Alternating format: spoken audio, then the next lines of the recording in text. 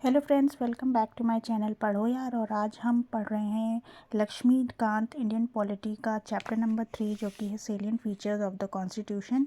तो मैंने कुछ पॉइंट्स को नोट किया है और साथ में कुछ इंपॉर्टेंट पॉइंट्स भी आपके लिए लिख लिए हैं, तो आज मैं एक्सप्लेन करूँगी आपको।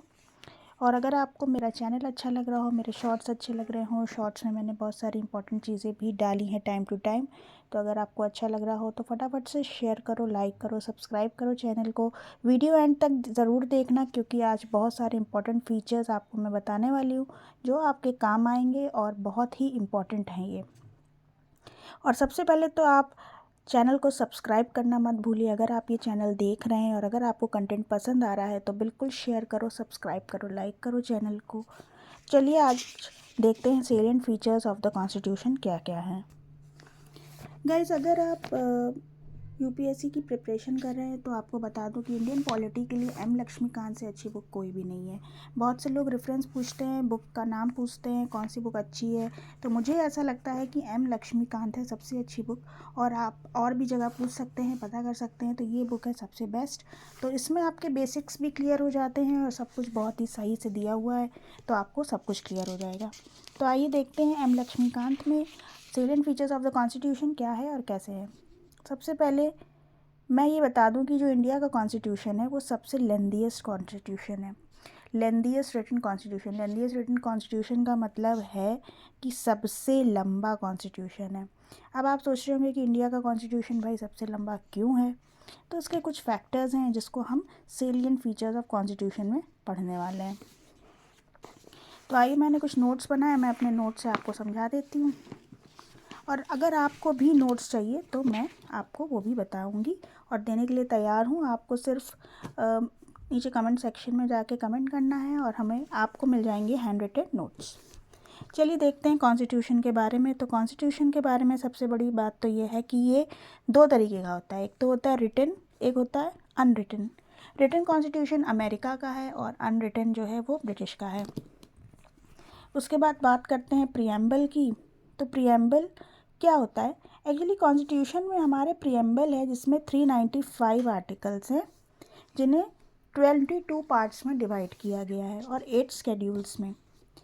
फिर हम देखते हैं कि जो हमारा कॉन्स्टिट्यूशन है उसको हम कहते हैं एलिफेंटाइज साइज़।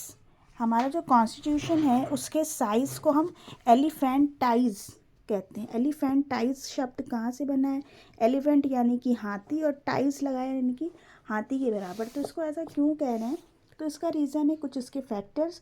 जैसे कि सबसे पहला फैक्टर है जोग्राफिकल फैक्टर्स। जोग्राफिकल फैक्टर्स क्या है? जोग्राफिकल फैक्टर्स ये हैं, आपको बुक में देख सकते हैं कि जो हमारी कंट्री है वो बहुत बड़ी है, ये तो आप सभी को पता है, और साथ में डाइवर्स भी है। डाइवर्स मतलब हर जाति धर्म के लोग यहाँ आराम से रह सकते हैं और वो अपना अपना धर्म फॉलो कर सकते हैं, अपने अपने बिलीव्स को फॉलो कर सकते हैं। तो ज़ाहिर सी बात है हमारा जो कल्चर है वो बहुत ही रिच है। कल्चर रिच होने की वजह से तरह तरह के लोग, भांति भांति के लोग हमारे देश में रहते हैं। तो ये हो गया आपका एक बहुत ही अच्छा एक्सप्लेनेशन जोग्राफिकल फैक्टर्स क्या होते हैं। उसके बाद हम बात करें अगर हिस्टोरिकल फैक्टर्स की, तो हिस्टोरिकल फैक्टर्स जो हैं वो ये हैं कि गवर्नमेंट एक्ट ऑफ इंडिया जो था 1935 का जो एक एक्ट था वो बहुत बड़ा था और उसको ध्यान में रखते हुए कॉन्स्टिट्यूशन को बनाया गया, इसलिए कॉन्स्टिट्यूशन हमारा काफ़ी बड़ा हो गया। उसके बाद हम बात करते हैं सिंगल कॉन्स्टिट्यूशन। सेंटर और स्टेट के लिए हमने एक ही कॉन्स्टिट्यूशन रखा है, अलग अलग कॉन्स्टिट्यूशन हमने नहीं रखे हैं, इस बात का ध्यान आपको देना है।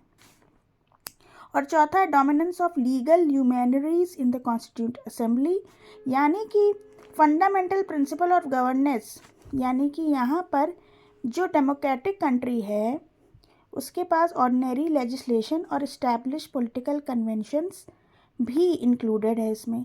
यानी कि डेमोक्रेटिक कंट्रीज़ के पास ऑर्डिनरी लेजिस्लेशन के साथ साथ इस्टेब्लिश्ड पॉलिटिकल कन्वेंशन भी इंक्लूड किया गया है, जिसकी वजह से हमारी कॉन्स्टिट्यूएंट असेंबली बनी है, जिसकी वजह से हमारा कॉन्स्टिट्यूशन बड़ा हो चुका है। अच्छा, मैंने दो चीज़ें आपको बहुत मेन चीज़ बताई हैं जिसे आपको याद करने की ज़रूरत, थोड़ा ध्यान देने की ज़रूरत है कि हमारा कॉन्स्टिट्यूशन दो तरीके से बना है, एक है हमारा रिटन और एक है हमारा अनरिटन। तो रिटन है अमेरिकन और अनरिटन है ब्रिटिश। उसके बाद चलिए हम अगला देखते हैं टॉपिक क्या है इसमें। तो आइए देखते हैं अगला टॉपिक जो मैंने नोट्स में बनाया है, मेन टॉपिक्स हैं वो।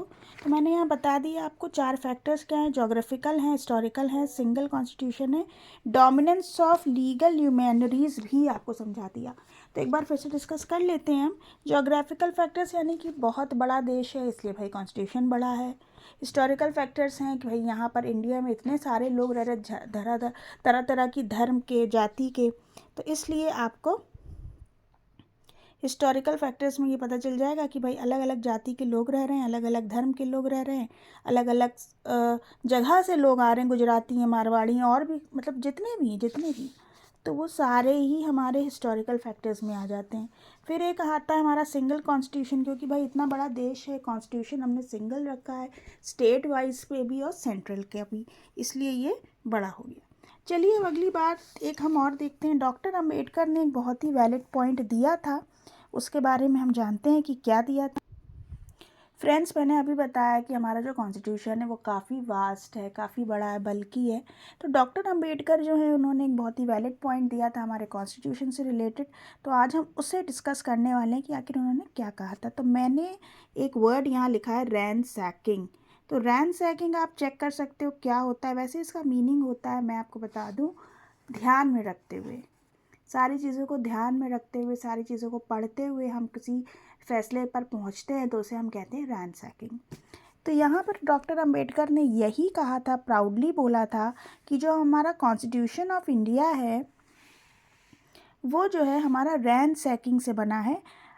All the constitutions of the world, यानी कि दुनिया के सारे कॉन्स्टिट्यूशंस को देखते हुए, परखते हुए, जानते हुए हमने ये रैनसैकिंग करके कॉन्स्टिट्यूशन ऑफ इंडिया बनाया। तो ये एक बहुत ही इम्पॉर्टेंट पॉइंट है हमारा कि हमारा कॉन्स्टिट्यूशन बड़ा क्यों है। दूसरा हम देख लेते हैं, structural part of the constitution is to a large extent derived from the government of act of 1935। मैंने आपको पहले ही बताया है कि जो हमारा कॉन्स्टिट्यूशन है वो गवर्नमेंट एक्ट ऑफ 1935 से बना है, इस बात का आप ध्यान रखें। तीसरा पॉइंट है हमारा philosophical part of the constitution कहाँ से लिया गया है। तो वो लिया गया है अमेरिकन, साथ साथ आयरिश कॉन्स्टिट्यूशन से। तो कहाँ से लिया गया है,